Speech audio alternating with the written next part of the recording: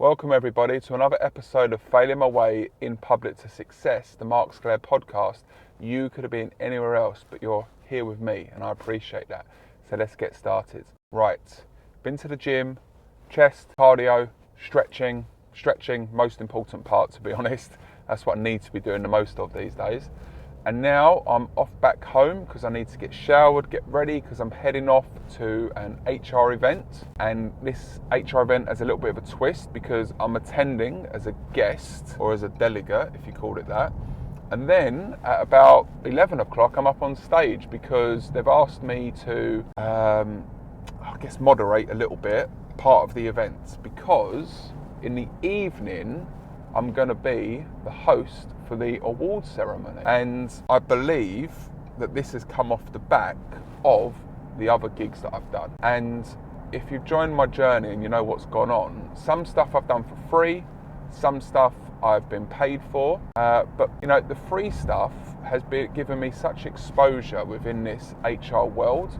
And that's what I say to people, like, there's nothing wrong with doing stuff for free because first of all, I can practice at home and I can think that I'm getting good at this, but it's not until you're in a real life situation that you really know how you're going to perform. And that's what I say about promotions as well, like not all promotions need to come with a salary increase because, I don't know, I'm probably a company's absolute dream for saying that, but I honestly believe that, like, if you were to go to college for a year and study, you'd pay for that. So you're getting given an opportunity to have this new role and you don't necessarily need to be paid for it. I'm not saying you shouldn't, but what are the outcomes going to be from you getting that role? Because if you were to get another opportunity at another company, they're not necessarily going to go, oh, I'm not going to hire you because you didn't get an increase in your salary. No, they're going to hire you because you've now got these new skills which you can apply into a job that these people are going for. I've got the sun right on me this morning, and if you're watching on video, I mean, it is a nice morning glow I've got, so yeah. So just getting back to that. So tonight, whether it's paid or for free, I'm not really going into that. If anyone knows me, they know I don't talk about money.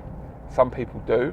Some people put themselves out there to say what potentially they can earn and what they can do, but I've never been that sort of way. So tonight, I'm the host of this awards for the top 50 influential HR leaders within the region. And it's kind of similar to what I did in December, where I had the gala dinner for the CIPD, but that was different categories. This is like the top 50. So it's interesting because it's going to be like just reeling off 50 people. There's been a little bit of a stumbling block. Like, if you know me, you know I like to be organised, I like to know what I need to say, and I like to know what I'm going to be doing. And I was assured that I would be receiving the information for this like last week. And I literally got it at midnight last night. So I've woken up this morning, gone to the gym, got on the treadmill or the incline and started reading it through. And you know, when you're reading off people's names, you need to be aware of the names you're saying. So you need to say it again and again and again. And if anyone's attended an HR events that I do with HRLC, they give me a list of people who need to attend like a round table, and it's not given until like the last minute. And I always say, like, please forgive me for butchering some people's names. I've just been given these names. Yeah, so I like to practice, I like to go through it. I probably would have liked to have gone to the event location last night to kind of case the joint, which is what I like to do, but I'm going there today. I get to enjoy the event, kind of understand, put myself in the position of being a delegate, being sat there, and then how that experience is for the audience. And then that will really help me understand how I should be on stage as well. But this isn't so much about teaching you how to be on stage. So what I wanted to talk about really is, you know, I want to kind of keep this thing going where I want to share stories, I want to share insights, things that have happened. So, you know, the last 2 days I've been doing the real estate broker course, and that was actually my first online one. And I've always been against doing it online because I like to be in front of people, I like to be engaging with people. But along with that, I find it really hard to like talk into a dot on a camera for like 4 hours. Well, what was nice with this though, it was 4 hours each day. So sometimes they ask you to do these trainings and it's like 8 hours, and you know, what is the point? What is the point? And the trouble is with this exam or this course, it is so text heavy. Like, there's stuff that you have to read, and I'm reading it all. And I think I don't always feel the most comfortable reading in public, so it gets me better, because again, I'm practicing again. But along with that, it's not just me reading. I'm kind of giving scenario questions. I'm challenging the people. I'm asking them to kind of fill in the gaps of certain words. And what I said to them was, I said, look, I'm not going to ask you to put your cameras on, because it's up to you. Now, it's compulsory that you are here. You have to be here as part of the exam. So it's 2 days of learning, and then the exam, you'll be sitting the next day. But you have a choice. You're here, but you have a choice whether you actually want to be here in regards to listening, learning, engaging, getting involved with the group. And that's my responsibility to make it engaging for you, where you feel like you can contribute and get involved.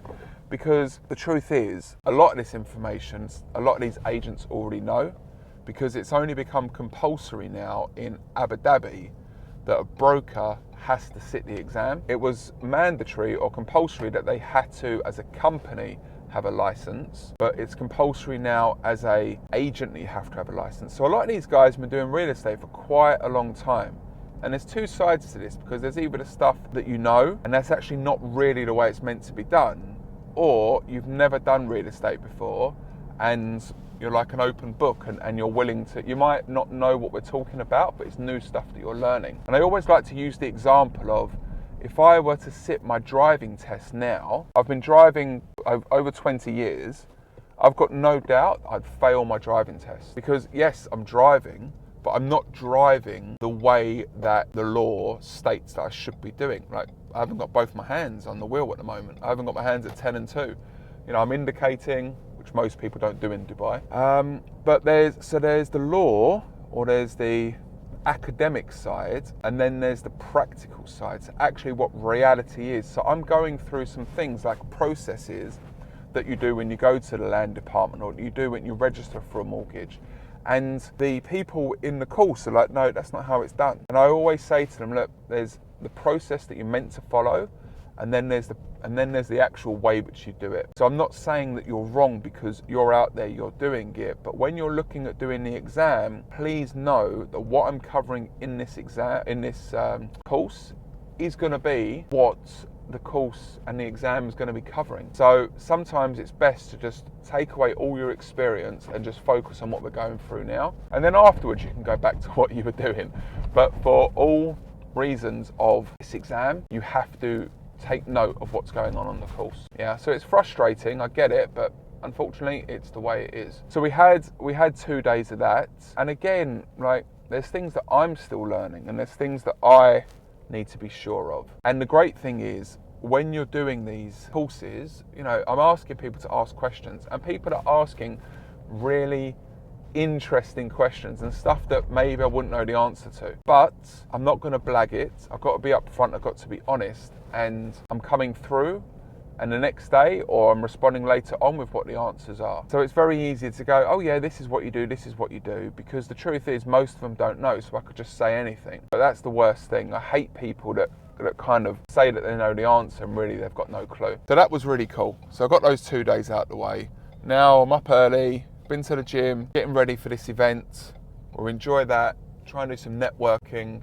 I'm also going to be interviewing some of the people that are going to be on the stage doing their presentations, which is quite cool. That should get me some content, and it should get me some exposure, because the truth is, a lot of these people that are in the room for today, they are the people that I need to be speaking to in regards to my training. So why wouldn't I want to be around these? Why wouldn't I want to be around these people? So I've got a lot of goals which I've set for this year, and a lot of them are measured. And part of it, one of them is being on stage, networking, getting out the office more, speaking to more people.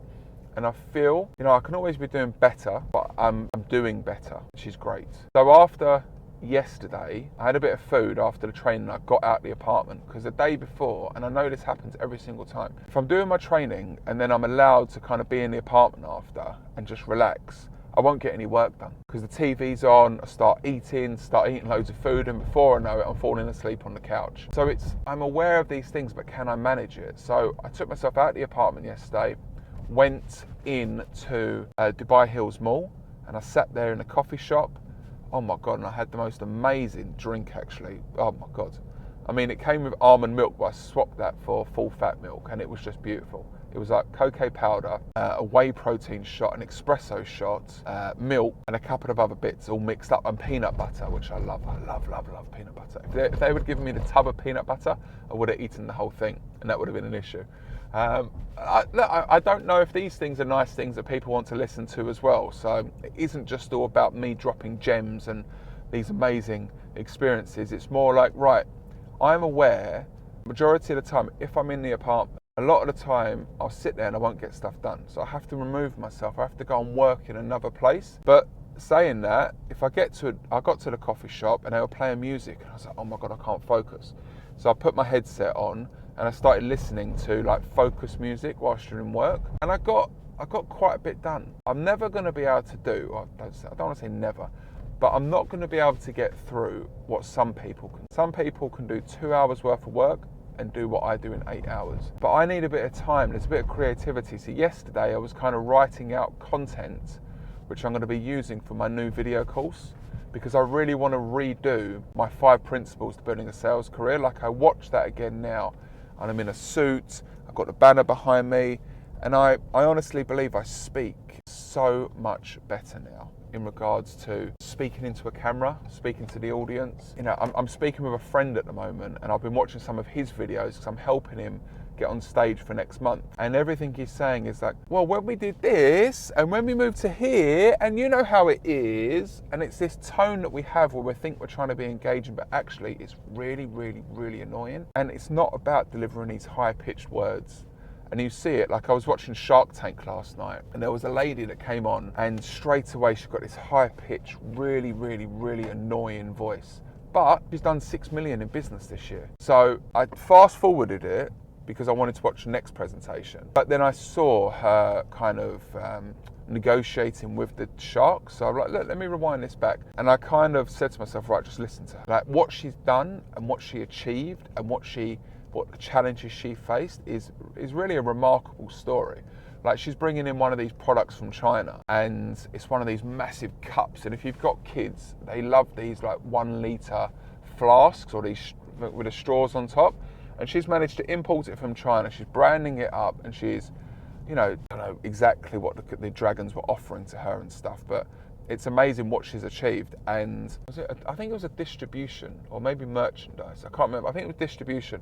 That's what she was leaning on the dragons for, maybe to get it into retail. I can't remember exactly what it was.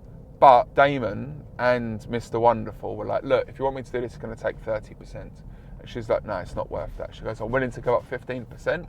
And that is it. So it's like all that she's really looking for are these guys to literally make a couple of calls and get them into these stores. And it's like, could she do that herself? She's done so much already, maybe she could, who knows? And I think her exposure now on Shark Tank is going to give her that opportunity. A lot of these people, they go on there just to get the exposure.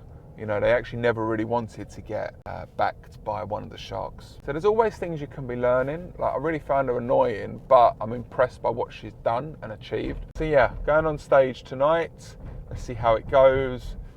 Everyone's got a plan until you get punched in the face, so I'm really looking forward to it, but not really too sure what this video is meant to be about. Thought I'd share, open up a little bit. It's a good therapy session. I hope you've enjoyed it. What are my takeaways? So my takeaways with this really are, in regards to the course, doing it online, I got a lot better. I'm happy to do it online. You know, I can't really be turning away work at the moment, especially with stuff that I enjoy, because, you know, I got asked actually, like, how comes you're doing this course? I'm not in real estate. Yes, I used to do it, and yes, I've got back into it a bit, doing some training with some companies, but it's not what I do for a living. But for me, when you're doing the real estate broker course to get a license, you're really giving people awareness of what should be done ethically. And that for me is really important. I want to help people understand that there is a code of conduct. And it is a problem, you know, it is one thing to say, hey, you can earn great money in real estate, but there's also a lot of dangers with this as well. And the danger is that you're going to be accepting money from people who aren't ethical people, and you can get in a lot of trouble for that. So me making people aware, and along with that, making the real estate market a bit more ethical, I love that. That really gives me purpose on what I'm doing. I really enjoy it. And I'm sharing stories of like what I've been through in regards to real estate as well. The crash of 2008, how I came through that, Palm Jebel Ali. I love sharing these stories. And people found it engaging, so I'm very grateful for that. So I will leave you with that. That's my key takeaway. I'll let you know how I went on with the awards tonight. And as I always say, this is Mark signing out. You could have been anywhere else, but you've been here with me, and I appreciate that. So I will see you on the next one. Take care, everyone. Oh, just to finish off, because supposedly this helps, please like, share, and subscribe. Let's spread this across the community. I'm really trying to help and inspire others. Get out there, be more comfortable on stage, speak to more people, build value in regards to what they're doing. So take care, everyone, and I will see you on the next one.